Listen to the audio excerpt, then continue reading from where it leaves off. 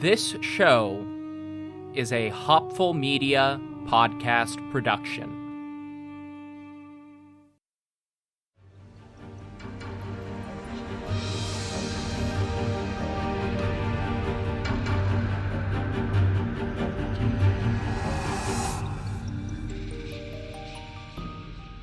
Hello, everybody. Welcome to the history of Persia. I'm Trevor Cully, and this is episode 127, War of the Regents. Last time, we left the young Macedonian Empire in chaos.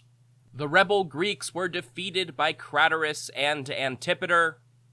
The last Achaemenid satrap in Cappadocia was defeated by Perdiccas and Eumenes. Olympias, queen mother to Alexander the Great, and her daughter Cleopatra fled to Sardis to escape Antipater's wrath. Antigonus Monophthalmos fled to Macedon to escape Perdiccas' wrath. The late great Alexander's half-sister Cunane was killed in battle, but ultimately secured a marriage between her daughter Eurydice, warrior princess, and King Philip III Aridaeus. The infant king Alexander IV was born to Alexander's widow Roxane. Ptolemy stole Alexander the Great's corpse and fled back to his satrapy in Egypt. And technically, the civil war hasn't even started yet. But it is about to.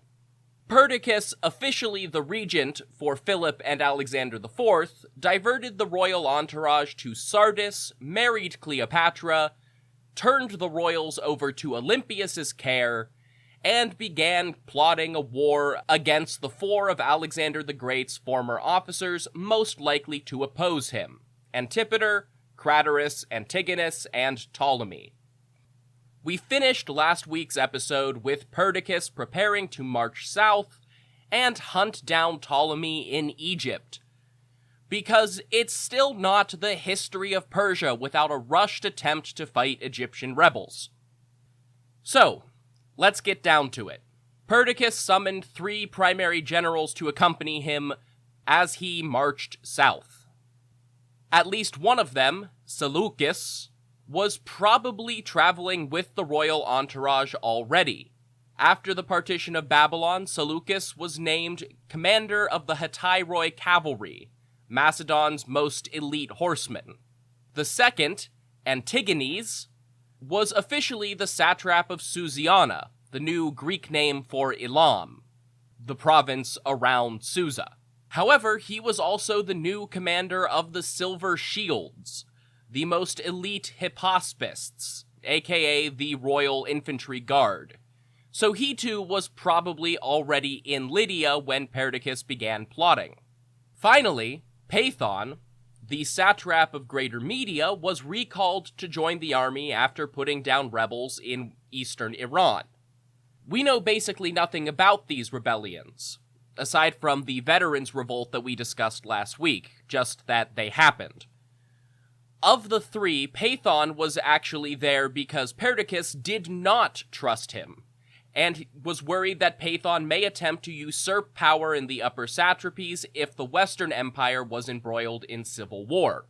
So he was dragged along for the ride to keep him in line.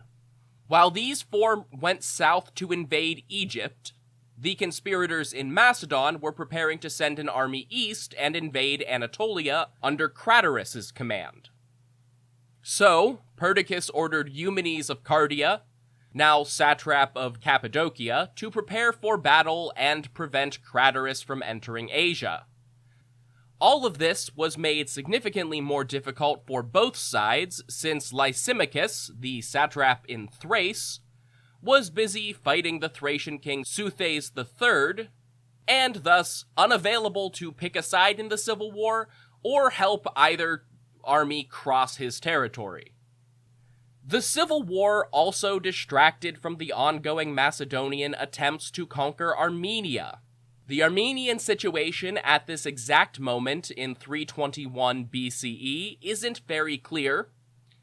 Alexander had appointed a Persian called Mithrenes to be his satrap there, But depending on the source, Mithrenes might have been the son of the defeated Achaemenid satrap Orontes II, and we never actually hear about Orontes surrendering.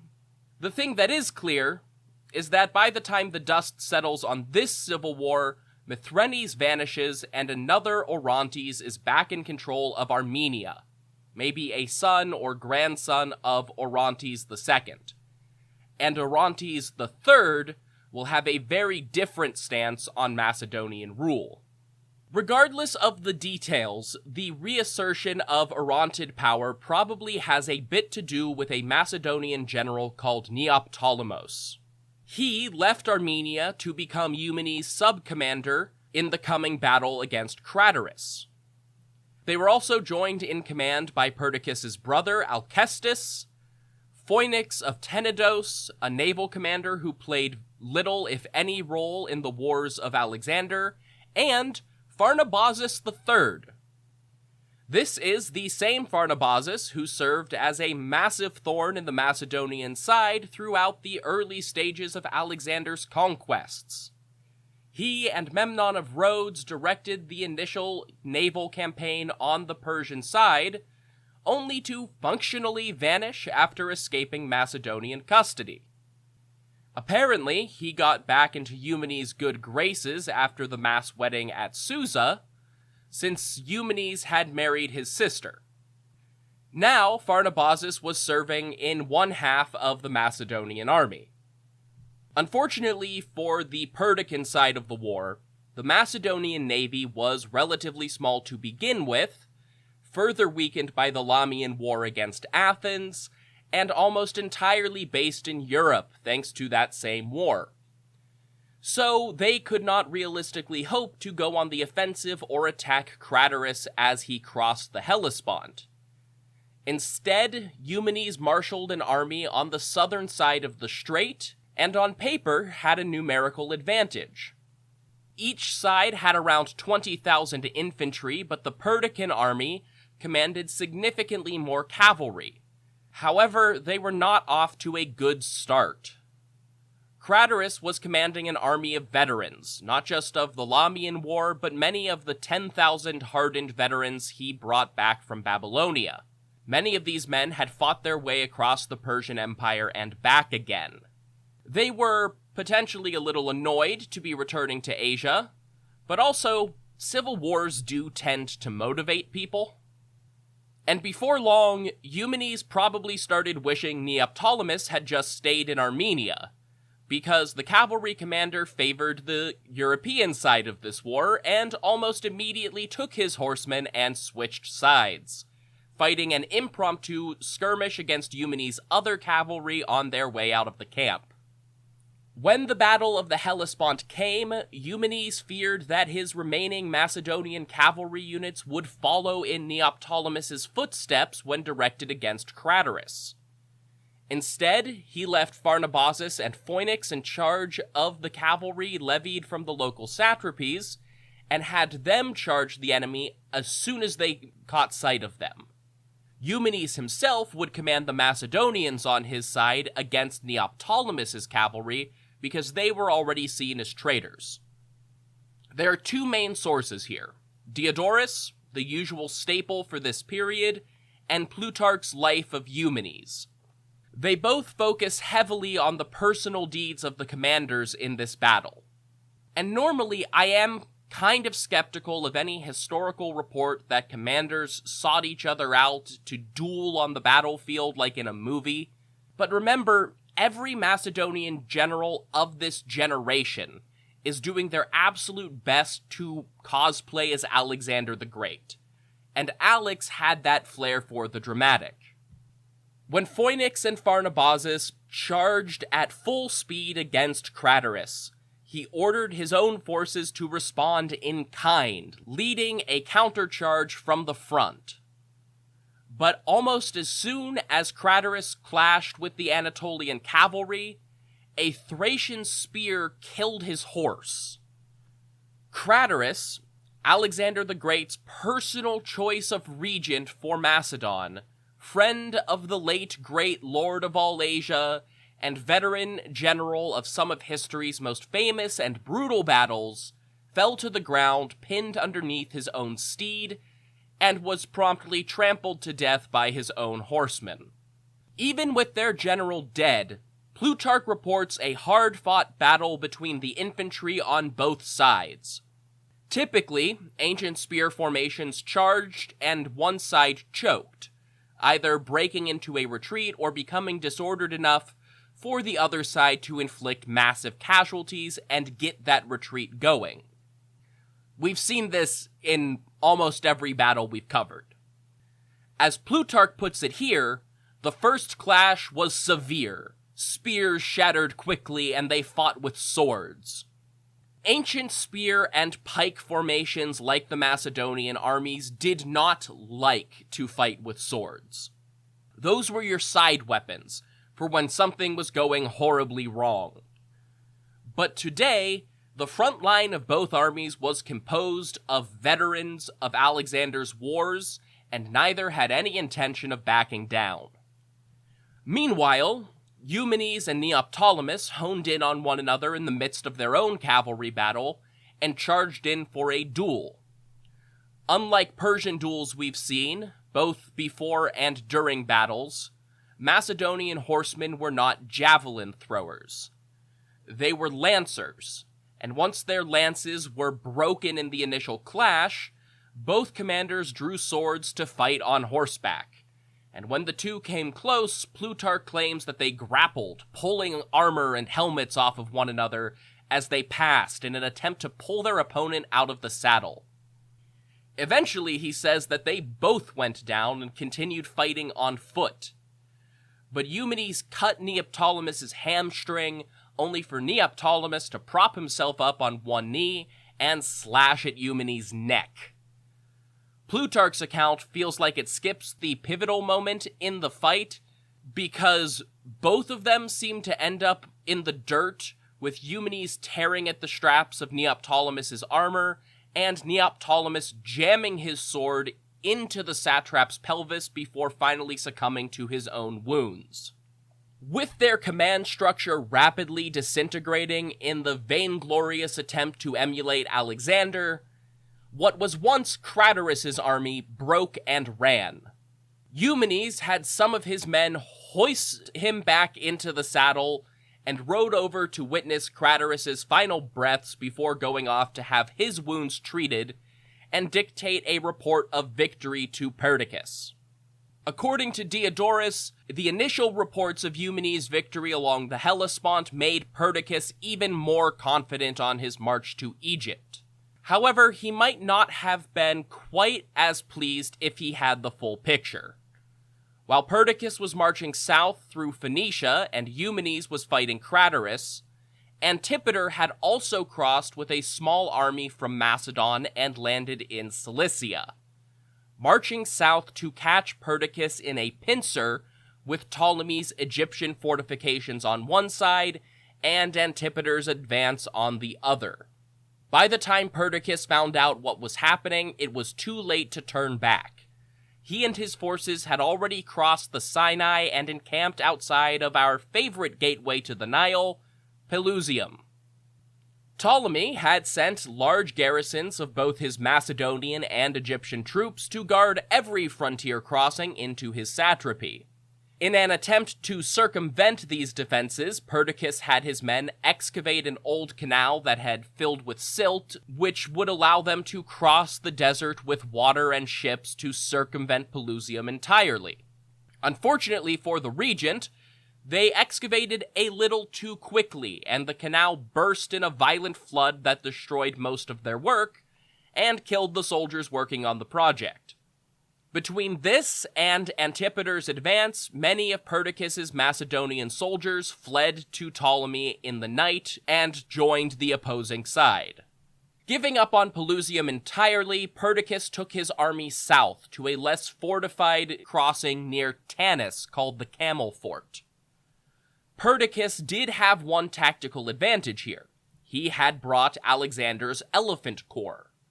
Using the animals as living siege towers, his infantry charged the fort at dawn and started scaling the walls. Ptolemy himself led part of the garrison from Pelusium south and caught Perdiccas' forces just as they started clambering over the Camel Fort's wall.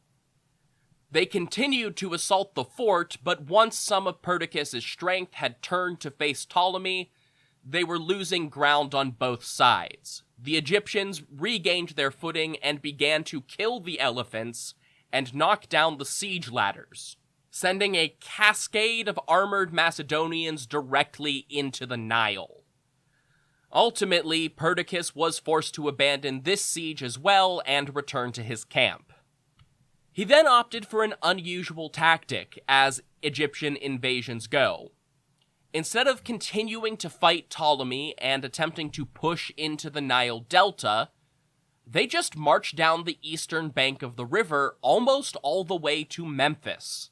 At one point, they attempted to cross and take control of an undefended island, but for unclear reasons, the current sped up and the water levels increased just after the first wave had crossed. But this washed the next few attempts into the river's depths and left the first wave to drown as they attempted to come back toward the eastern bank. Now, with 3 drowning disasters piling up, Perdiccas' soldiers had enough.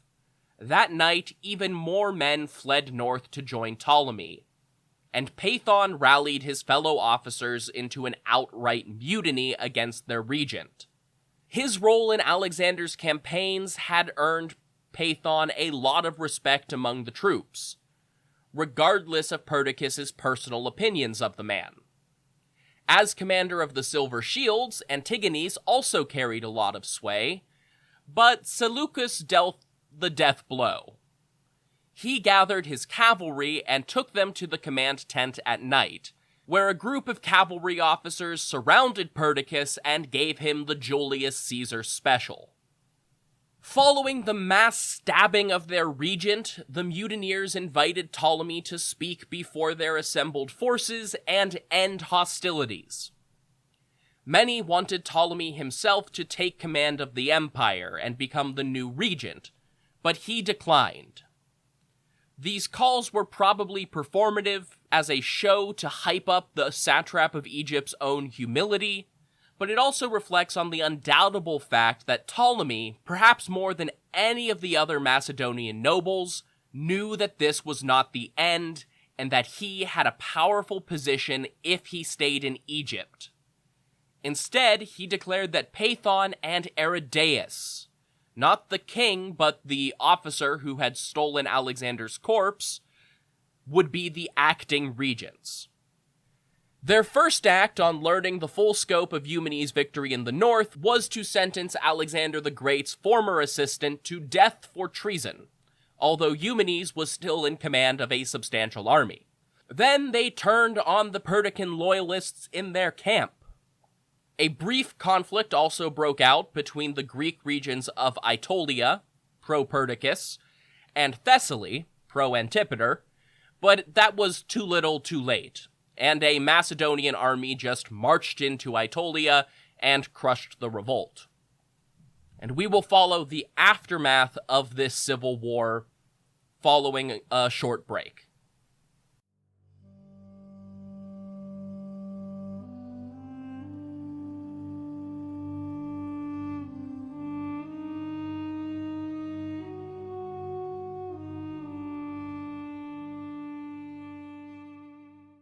So, studying ancient history, I've had to deal with a lot of languages, and for the ones that I actually had to learn, some things just never clicked. Translating to English is useful, academically, but not actually very helpful on picking up fluency. Vocabulary is great, on the off chance that it's relevant to something you'll use again, and learning to read academic papers in a new language is very different from having a conversation. Enter Rosetta Stone, the most trusted language learning program that truly immerses you in the language you want to learn, either on your desktop or as an app. And here's another thing about language learning. I get that subs are better than dubs, but I am terrible at remembering to look at the screen through a whole movie and end up missing things. It would sure be great if I could use Rosetta Stone and get a little help with just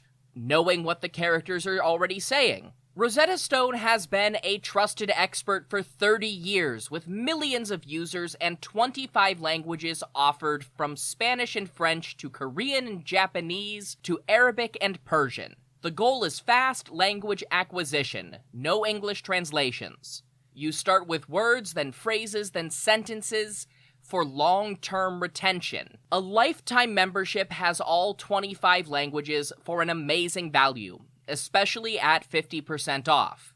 Don't put off learning that new language. There's no better time than right now to get started. For a very limited time, History of Persia listeners can get Rosetta Stone's lifetime membership for 50% off. Visit rosettastone.com/today. That's 50% off, unlimited access to 25 language courses for the rest of your life. Redeem your 50% off at rosettastone.com/today today.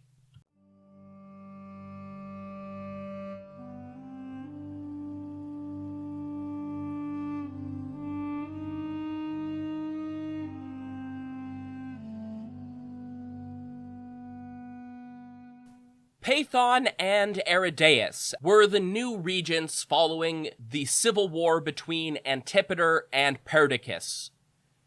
They went back to Sardis to join their kings, only to find the recently enthroned Queen Eurydice was pulling the strings, and that nobody in or around the royal court would listen to a thing they said if Eurydice contradicted their orders. They needed a more respected leader to counteract the possibility of the royal family actually, governing their empire. Can't have that, not in this monarchy. So, Pathon and Aridaeus promptly resigned and suggested making Antipater regent again. All of the leading generals and nobles in the west met at the city of Triparadisos, outside of Sardis, and Antipater threatened Eurydice with accusations of treason unless she backed down. With several prominent governors and generals dead, and the political situation more tenuous than ever, the council at Triparadisos resolved to redistribute the satrapies for a second time in just 2 years. The general thinking now was that Antipater needed powerful but loyal subordinates in the most influential satrapies. For most of the major satrapies, this meant that not much changed. Antipater was still well-liked by the majority of the governors. A few, like Western Syria and Assyria, were shuffled around between more minor commanders that I'll address as they come up. But the big one, the really, really big one, was that Seleucus finally became prominent enough to merit his own territory. And not just any territory. Seleucus was declared the new satrap of Babylonia. This was, hypothetically, a great compromise. Seleucus's role in Perdiccas' defeat could not go unrewarded, but he was minor enough that he could take command of Alexander's own chosen capital without presenting too much of a political threat to Antipater. Antigonus Monophthalmos returned technically to his satrapy in Greater Phrygia, but he had spent the war against Perdiccas hanging back in Macedon with his son Demetrius. Now, they were given the additional role of dealing with Eumenes. Antigonus was declared strategos of Asia, though this was Asia in the sense of Asia Minor, aka Anatolia. Strategos just means military commander and is usually translated as general, but in this context, Antigonus was more comparable to the old Persian Keranos, a military viceroy with wide-ranging authority within his assigned region. Antigonus took command of the pro-Antipater army in Anatolia and set out to hunt down Eumenes and the other remaining nobles in the Perdiccid faction. In spring of 320 BC, Antigonus marched into Cappadocia at the head of a loyalist army 12,000 strong. but Eumenes still commanded twice that. Phoenix of Tenedos ambushed Antigonus's army in the night in a small but demoralizing attack. Antigonus responded by reaching out to another of Eumenes' cavalry officers. So, when Antigonus reached his opponent's camp in the Cappadocian plains, most of Eumenes' cavalry deserted and went over to the Antigonid side, crippling Eumenes' defenses and swelling Antigonus's ranks at the same time. Eumenes fled into western Armenia with just 600 of his remaining followers and took refuge in a fortress called Nora, which Antigonus promptly put under siege. He then turned most of Eumenes' former army that had been left outside the fort and used them to serve Antigonus and the Macedonian regency. Negotiations through the rest of the year went nowhere, so when spring came, Antigonus just left enough men to keep Nora besieged while he marched off to hunt down Alkestas, the late Perdiccas' brother. Alkestas was holed up in Pisidia on the southwest side of Anatolia. So that's where Antigonus went. They marched quickly enough that Alkestas had very little warning before they arrived and was forced to meet the Antigonid army on a small ridge. The phalangites of both sides clashed against one another, neither gaining the upper hand until Antigonus himself directed a cavalry charge at his enemy's infantry, breaking their formation into a retreat. Rather than rest on his laurels, Antigonus directed his army to chase their opponents, with the Elephant Corps leading the way. I have never been chased by an angry war elephant, but I imagine I'd be glad that Macedonian phalangites don't wear pants. Alkestas and his local Pisidian auxiliaries escaped to a nearby city, but most of his Macedonian forces, including the remaining Perdiccid officers, were all captured. Unfortunately for Alkestas, when his allies were faced with surrendering him or watching Antigonus burn and pillage their villages, they surrendered Alkestas with only some light skirmishing while they negotiated the terms of surrender. Alkestas refused to go quietly, and the Pisidian officers killed him, turning his corpse over to Antigonus. From there, the Antigonid army marched north to their home base in Phrygia, only to be met on the road by a messenger with dangerous news. Antipater, the aged regent of the empire and one of the last prominent veterans of Philip II's initial Macedonian expansion, was dead at 81 years old. He willed control of the empire to Polypharchon, another older noble who had stayed in Macedon during Alexander the Great's wars. So no sooner had the regency been settled than it shifted. And remember, Antipater had always been the compromise candidate. Polypharchon didn't have the pull to keep things together. Antigonus also wasn't the only Macedonian satrap keeping busy in 320 and 319, although he was the only one with an official edict to prosecute a civil war. Down in Egypt, Ptolemy was looking around, and he saw the writing on the wall. He was looking for weak points in his own borders, any vulnerability to another invasion of Egypt after lucking out against Perdiccas. Egypt is pretty defensible in its own right, but Ptolemy must have consulted with his local officials for some intel on Egyptian history. They looked northeast across the Sinai Peninsula and thought, Palestine and southern Syria traditionally make a great buffer zone. So the satrap of Egypt mustered his own armies and sent them north under the command of a general named Nicanor. Not expecting an attack of any sort, let alone one from his supposed brother-in-arms, the Macedonian satrap of Syria was captured with barely any fighting, and before long, most of Syria and the Levant fell under Ptolemy's direct control. This left Antigonus and Ptolemy as two obviously ambitious governors with large armies and wealthy territory at their backs when Antipater passed the reins off to Polypharchon in 319. And one man in particular was outraged by this turn of events. Antipater's own son, Cassander, felt the regency ought to be a hereditary position. So Cassander fired off letters to Ptolemy and Antigonus calling for their support in yet another Macedonian civil war, this time against Polypharchon. And both generals jumped at the chance to gain even more power and prestige in the New World Order. With barely a moment to breathe after defeating Perdiccas in the first war of the Diadochi, Alexander's successors, the second war was already starting. But that will come in the next episode.